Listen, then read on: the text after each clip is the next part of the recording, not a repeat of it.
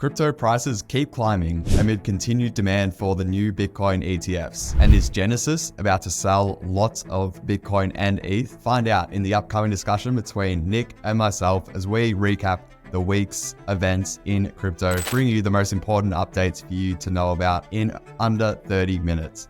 As always, we'll get things started with the market update, and it's been just more good news for the crypto market, with Bitcoin up around 52,000. Breaking through 50,000 as we spoke about last week, but then also staying above it importantly. So we didn't really see a big sell-off at all. So Bitcoin's still around its highest prices in over 2 years.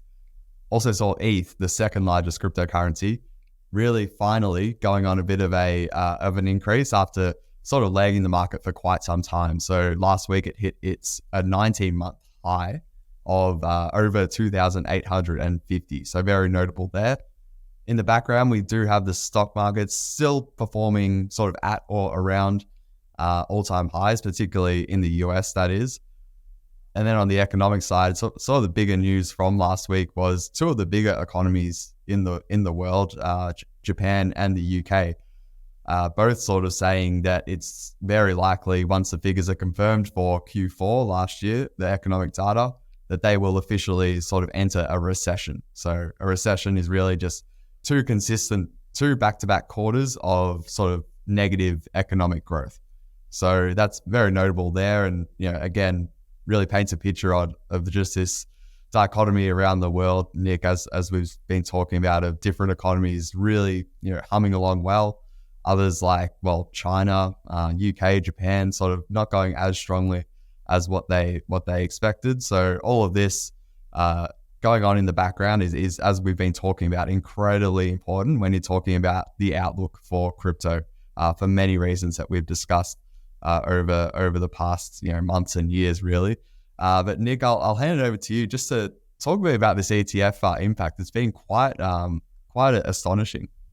Yeah, it's been the story of the last week. We saw and talked about in the last pod this movement of greater inflows, and that's only accelerated in the past week. We saw on Feb 13 the highest single day net inflows of Bitcoin into these ETFs of about 331 million single day, which is huge inflows for the biggest Bitcoin products. And this all happens in the same day that Grayscale, who were the biggest net sellers of Bitcoin from their GBTC trust and people that were involved in that, they were redeeming at high rates. We're seeing now the second lowest day of net outflows of only $72 million from that in the same day. So in one day, we're seeing record high inflows, and we're also seeing lows from the biggest sellers in the ETF space. So a lot to like there in those dynamics. And we're also seeing maybe the impacts this is having because Bitcoin ETF providers and funds have now surpassed about 4% of Bitcoin circulating supply, which now puts them in a bigger bracket as the biggest Bitcoin holders, higher than the likes of miners who are holding on to Bitcoin.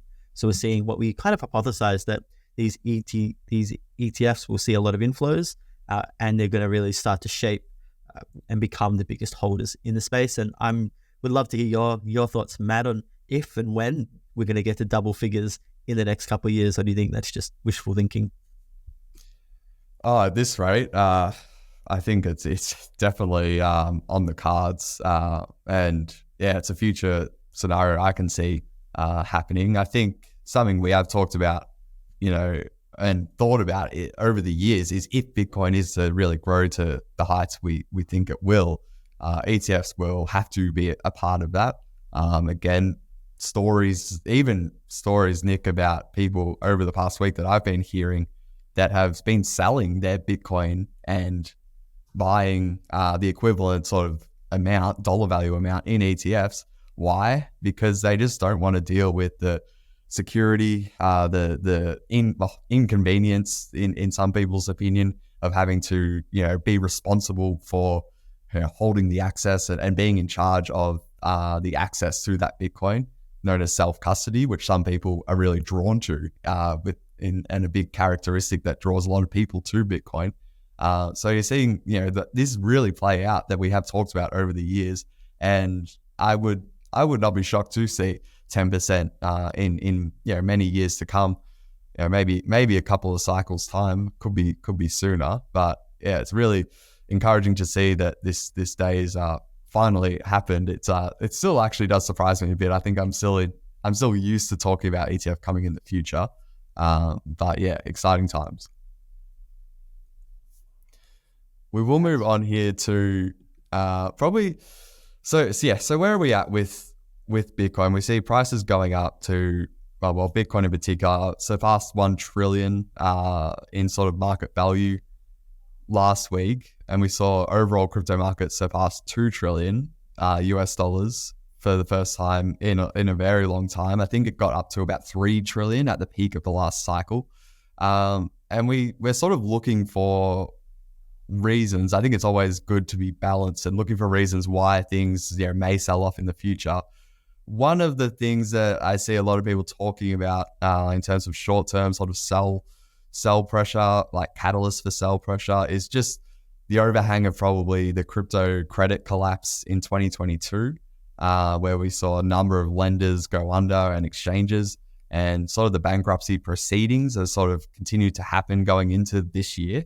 And now we're actually seeing a lot of those, liquidation process sort of kick in, and creditors getting back their Bitcoin or ETH or their GBTC, which is the leading Bitcoin trust.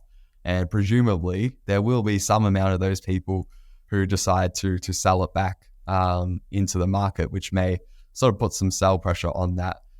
So with that said, Nick, we've had Genesis, which is again a bankrupt, a sort of a fallen crypto lender and trading firm, which filed for bankruptcy about a year ago. Actually, I think it was January last year. What's sort of the latest with Genesis and their holdings of all of their different, I think GBTC and ETH, all of those crypto products? Yeah, so last week was a major point in the sell pressure news, because they were approved to sell about $1.6 billion worth of Bitcoin and Ethereum holdings, with only a very minuscule and irrelevant amount of Ethereum Classic of 30 million. So a lot of people speculated this is going to be another huge wave of sell pressure to hit the market, which is a real tangible amount in the billions of dollars, and a lot of questions about whether this is going to struggle for Bitcoin in terms of staying at 50,000. But I think from what I'm seeing is it's not all bad news. I saw, some Coinbase analysts speculate that many of this will actually sort of remain in the crypto ecosystem, contributing to the neutral overall effect on the market. We're also seeing that it won't all be sold at once. It's going to, be dumped onto the market, over the course of a long period of time, although there was no formal timeline in this court approval.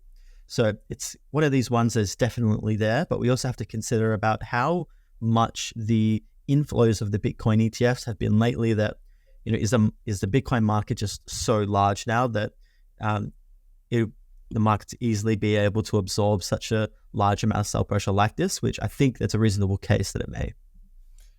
Yeah, I agree. I think you put this news on the crypto market 6 months ago, I think would have spooked a fair few people. However, now we see, what used to be maybe a big scary headline, not really, I think, bother the market too much.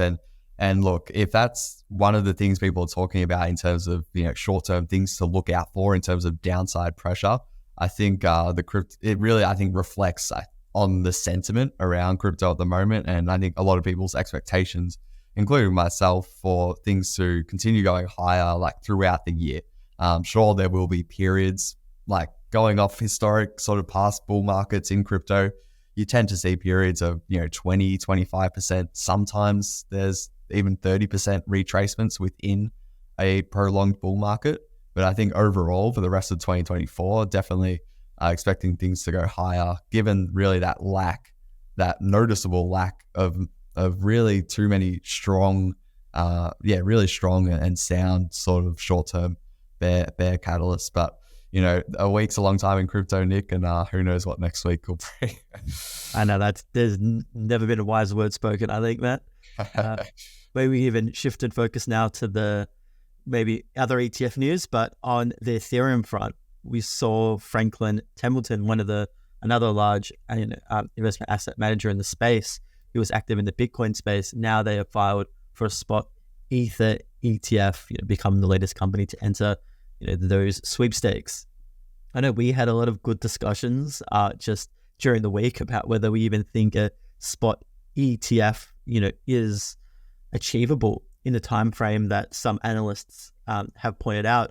Bloomberg are talking about 60% chance. I saw a chartered accountant or something.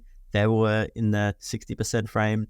Even if you look on other prediction markets, it's pointing to a bit 50-50. What are your views there, Matt, on this news? Do you think it increases the likelihood we see one in May? Or is this just the market's getting a bit too ahead of themselves, thinking that a spot ETF is going to happen for ETH? Yeah, I think Franklin Templeton's sort of getting involved in the application, in the pool of applicants last week. I think it did help. I think people's optimism that there will be an ETF approved, some stage soon, whether that is May or just later, maybe this year. Again, just I think they want to be involved in the case that there is sort of an approved ETF, like what we saw after BlackRock filed, and we saw a lot of copycat applications just for the heck of it, in case the SEC approved Bitcoin ETFs, which they did. So I think another thing, Nick, that is important here is, I think we've talked about reasons why the SEC would deny these ETF applications, given the setup and all of the arguments that were made to the court with regards to the spot Bitcoin ETF, and why Grayscale was SEC was continuing to knock back Bitcoin ETF applicants. And we see the setup being like very similar for these spot ETH ETFs, assuming there isn't anything to do with staking. So obviously, Ethereum, a proof of stake blockchain, you can deposit your ETH and help secure the network and get rewards for it, et cetera, which makes Bitcoin very different. Which makes Ethereum very different to Bitcoin. But I've seen, and I think we've both been a bit surprised to see some of these applicants have added staking into their proposed ETFs or their proposed spot ETFs. Whether that's even a bit of a negotiation sort of tactic of sort of extending what you're probably expecting to get, just so then you can go to the SEC. All right, fine, we'll take out the staking. That could be a part of it. But look, I think the thing I'm going to be keeping an eye on from now until the middle of May, I think the main thing is the ETH discount rate. So the Grayscale Ethereum Trust. It's exactly what we saw happen with GBTC, how that was really a really good indicator of the market's sentiment and expectations of a Bitcoin ETF approval. With that discount, that GBTC discount, it gradually trended towards zero throughout last year as the market sort of grew in confidence. If the ETH discount is just sort of hovering around or even expanding, that would reflect to me and indicate to me that the market's not super confident that an Ethereum ETF will be approved anytime soon. So that's just one to sort of follow out there for any listeners or viewers who are particularly keen on tracking this ETF news. But yeah, whether it gets approved in May or later this year, sure, some timeframes might be a bit moved in terms of market expectations and certain altcoins and obviously ETH itself. But I think, again, zooming out overall, the trend is really healthy, and this ETH ETF excitement has really come ahead a lot sooner than what I expected. And yourself, as we've talked about, Nick.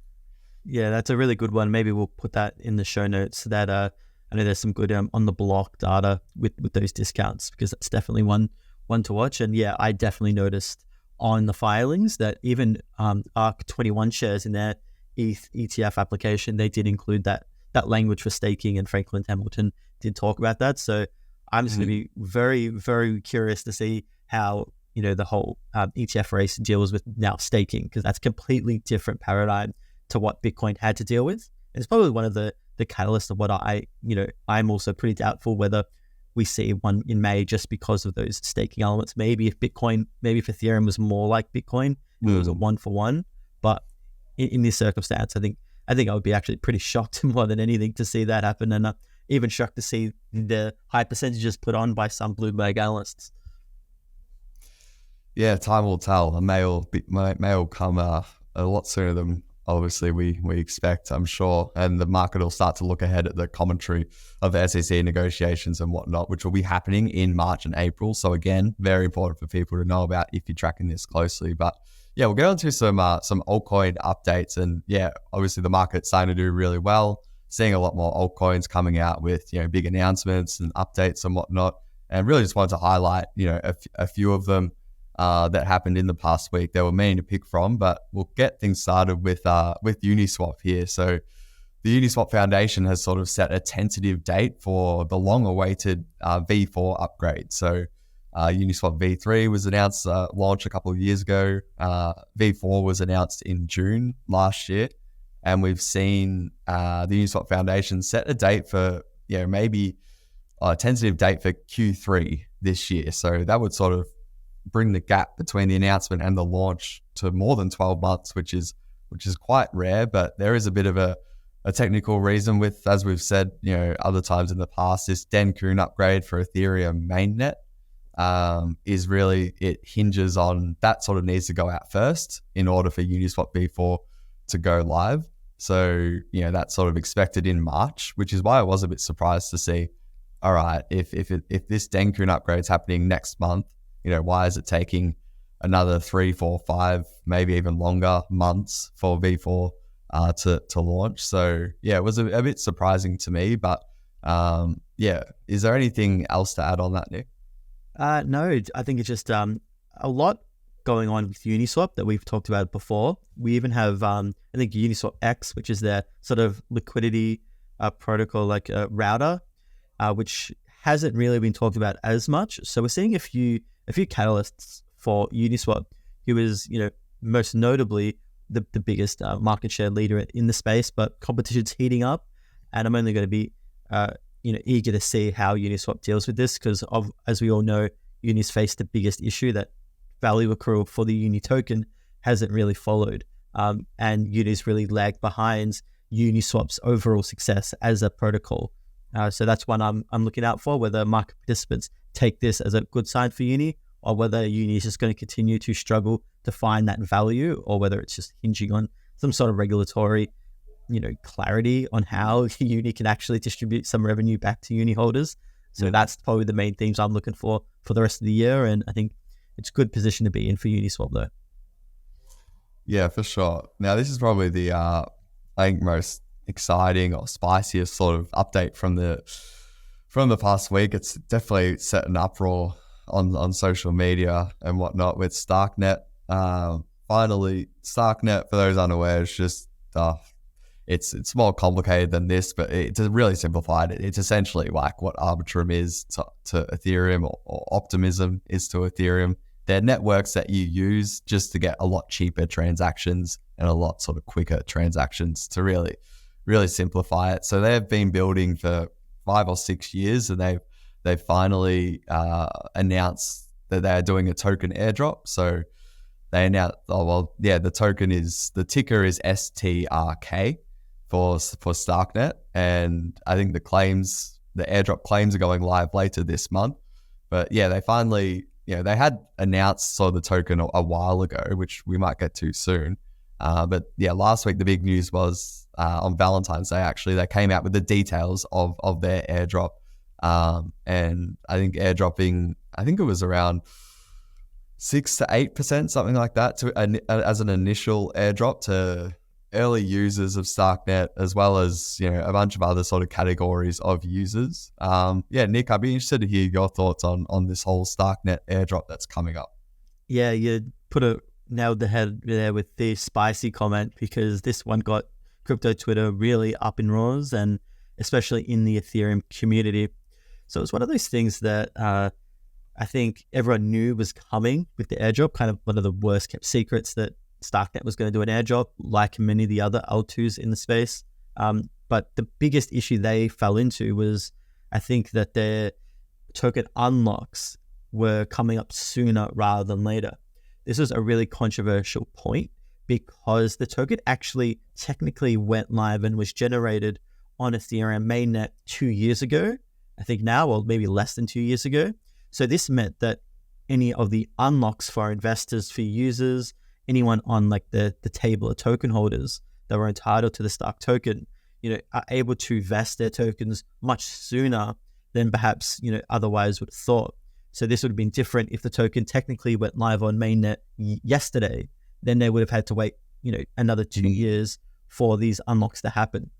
The part where everyone's confused or maybe a bit annoyed about is that these unlocks are starting to happen in the next, I think, few months. So this is kind of confusion about whether people are really aligned to the network, to the token, whether there's been some maybe deception to an extent that it kind of rushed up the token unlock so they could get out of the token quicker rather than waiting that 2-year period. So that was probably one of the biggest negatives that affected sentiment. I know there was a big focus on airdropping to developers that were really anti this airdrop farming, which is very persistent in the space. But perhaps one of the areas that I'm probably most concerned about Starknet was that they probably are falling behind the competition in terms of getting users and adoption. They're probably one of the lowest in terms of TVL and, just value that's on their rollup and users just transacting. So I'm really interested to see now whether these airdrop farmers will impact the transaction count on Starknet, whether we're going to see a decline like we've seen on some other platforms and other networks. And just see how they can go about this, because they in many ways have some of the best developers, some of the best, tech or, the best, I guess, technical proficiency with the team that they're building, but they're really far behind some of these other networks, especially when you go to use it when it costs, still upwards of 20, 50 cents sometimes. So we're seeing a lot for Starknet and a very controversial one. I'm not sure how you took the announcement there, Matt. Yeah, I can't remember seeing anything like it since I've been in crypto since like 2017. I'm sure there were controversial airdrops, but there's always people who are unhappy. Like any airdrop that happens, like obviously you can only choose so many people as a project to I guess give your tokens to. However, this one really angered a lot of people who again felt, because of how consistent, how many dozens and dozens of airdrops there have been over the years of cases where people who use the protocol or the network like in its early stages tend to be qualified for an airdrop. But you saw many early users in this case who were expecting an airdrop because of this sort of precedent or industry trend, who didn't qualify because the criteria was quite I guess rigid or just very different, to really simplify it, very different from what you typically see with other projects. That vesting sort of thing you talked about, Nick, with I think it's also important for anyone who's a bit newer to crypto. Just you tend to see, like we have been seeing the past sort of 3 months, 6 months, these newer tokens that land on the market, like Celestia and Dimension. So Celestia, the ticker TIA, Dimension, DYM, even you saw it with Jito, JTO. A lot of those newer tokens, as Nick was saying, they launched on the day the airdrop sort of happened or the airdrop was announced. Therefore, any investor in Jito Labs, Celestia Labs, Dimensions, entity or project, any early team members, they now have to wait. Typically, it's like at least 1 year, and it's sort of, I guess, their entitled distribution sort of vests over 4 years, sort of unlocks a bit every month, like after you get that 1 year cliff. As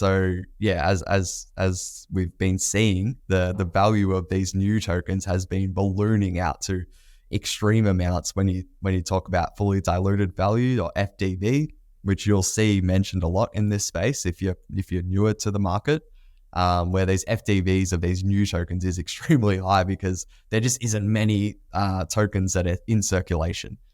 So as Nick was saying, Starknet very soon will have a lot higher of a circulating supply than these newer tokens like Jito, Celestia, dimension, even though the token will only be live for much the same period of time as those others. So just some important context there when you're talking about just approaching it from an investment side of things, or just valuing these projects. It'll really sort of warp, I think, a lot of people's expectations of Starknet, where its circulating supply will be trending higher very, very soon after it goes live. So we could talk about this airdrop for about an hour, Nick. There was so many angles to it to view it from.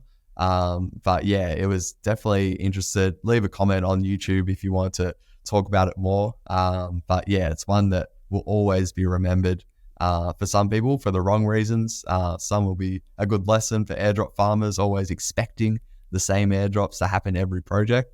But yeah, a lot of angles, but we will move on to just this last update here from Illuvium. I'll give this one over to you, Nick. Yeah, the Illuvium, if you're unaware, is one of the biggest kind of crypto native games that is launching in the crypto space. So they released a tentative date for their third and final game, Overworld, which kind of is the open world where people can travel, they can capture these alluvial NFTs that are the basis for their game. So this follows the Illuvium Arena, which is their battle game where people can go in and competitively battle with their alluvial NFTs against one another. This is just a complement to that, and it kind of rounds out the final batch of initial Illuvium games that are going to come out. So this is tentatively for Q2 for this year.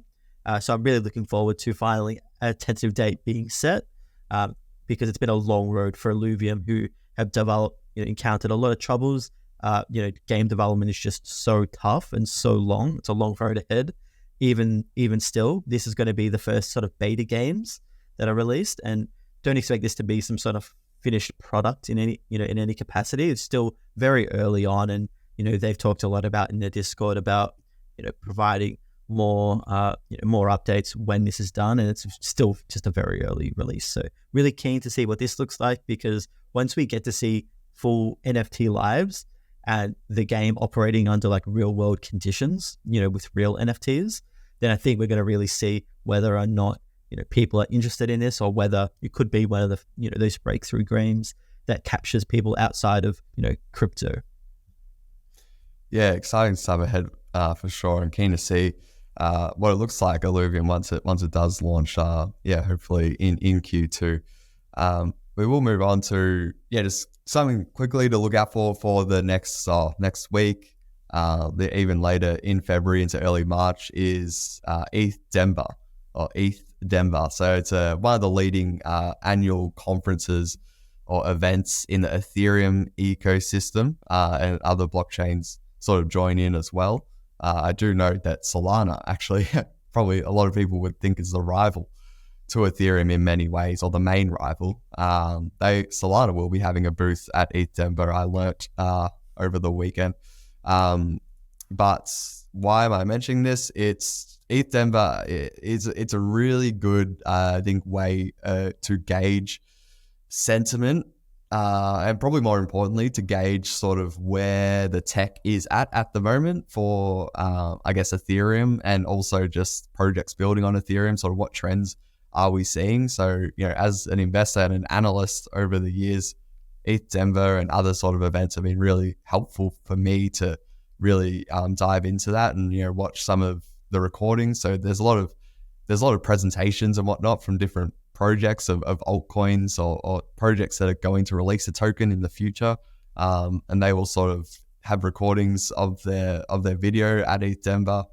Recordings of their presentation will be uploaded on ETHDenver's sort of YouTube channel, probably in sometime in March, maybe even April, which I always love going on and checking that out just from my own personal sort of reasons as well. So something to look out for sure. But we'll kick things off with sort of our closing segment for the week, the rapid fire. So something that's sort of underappreciated or overappreciated. I think the one that stood out for me this week was Worldcoin, sort of hitting new all-time highs last week. So I think this is underappreciated by a lot of particularly anyone who's newer to the crypto market, which I know there's starting to be a lot of new people coming in. I wanted to highlight this because, well, Worldcoin, for anyone unaware, it's a it's a project that like sort of is known for sort of this orb that scans people's eyeballs, and it's to do with sort of a proof of identity sort of network that they're building out, and it's known in particular. The thing it's most probably known for is that the co-founder of OpenAI, Sam Altman, is also linked to the Worldcoin project. Therefore, this is probably the part that I think a lot of new investors or just new people interested in crypto really underappreciate, is just how correlated things that are outside of the project specifically. So if Worldcoin, what tech are they working on? What's their project roadmap and that? You would think coming into the space that is really what drives price. I really just want to emphasize that in bull markets in particular, there are projects where that sort of stuff is sort of secondary, where you do see times where things that move prices are not as sort of intuitive as you think. So last week was a great example of this, where OpenAI, so Sam Altman's sort of project, company or whatever it is, organization, they sort of announced a big sort of text-to-video AI model called Sora, and it sort of went all over social media. And why am I mentioning it here? Well, that actually sort of led to a rally in all AI tokens in crypto. And Worldcoin was one of them that sort of went up to record highs. So I just wanted to quickly sort of explain that it's very hard for people to appreciate, I think, how unique crypto is as a market, just because of how new it is and how no one really knows yet how to value these things. From a long term, Nick and I are definitely on the same page in terms of fundamentals. We believe we'll win out over the long term, but just really wanted to emphasize that on shorter timeframes, such as in this current bull market, the things that drive prices aren't always super intuitive, particularly if you're new to crypto. So I rambled on a bit there, Nick, but just wanted to highlight that. A really good point. When fundamentals are just really, we like to think about them too much maybe, and often I guess the narrative is probably the main theme that can really move these things. Yeah, well said. Any underappreciated point this week? For me, I'm going to go underappreciated is something that was like overly talked. So we had the Coinbase earnings, which came out that, captured everyone's attention. Everyone was reporting about it because it was a really good case study of one of the biggest crypto public company in the world. What they're doing and how they're traveling is really important to gauging the fundamental, I guess, underlying health of the industry. So one thing I thought was underappreciated in this earnings report was the consumer trading volume. So we did see an increase of 164% quarter over quarter to 29 billion. So we did see retail start to come back, in the latest rally in the end of Q4. But then we saw institutional trading come in at 125 billion, almost 100% increase. So we're still seeing a lot of interest in, the institutional side of things, and retail is still waiting to come back in the way we would imagine it in a bull market. So this is really important to understand the dynamics at play. And a little note there, I did see of some analysts, they did point out that a bottoming of this retail metrics did happen in the last quarter. So we're seeing a lot of potential interest, and once institutional start to slow down, maybe we can start to see this inflow from retail. Yeah, well spotted there, Nick. And another validation that we are, in my opinion at least, very early in this bull market. One reason for that being just pretty quiet on the retail side of things, or quiet relative to what you would think when prices are so close to all-time highs. So definitely of the opinion that once we do hit all-time highs at some stage for Bitcoin, I think that will be the catalyst that causes that typical influx of retail interest. But time will tell where that happens. But we will leave it there. So that is a wrap for this week. If you are looking for more insights, you do want to check out our revamped weekly shift newsletter. providing free weekly market insights every Friday. Subscribe at collectiveshift.io/newsletter. That's collectiveshift.io/newsletter.